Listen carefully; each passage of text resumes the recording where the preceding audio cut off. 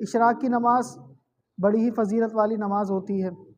عام دنوں میں اگر کوئی اشراق کی نماز نہ پڑھ پائے تو کوشش کرے کہ جمعے کے دن لازمی پڑھ لے۔ حضور اکرم صلی اللہ علیہ وسلم نے ارشاد فرمایا کہ جو شخص فجر کی نماز جماعت سے پڑھتا ہے، جماعت سے پڑھنے کے بعد اسی جگہ پر بیٹھا رہتا ہے یہاں تک کہ سورج نکل جاتا ہے، اور اس کے بعد 2 رکعت نماز اشراق پڑھ لیتا ہے،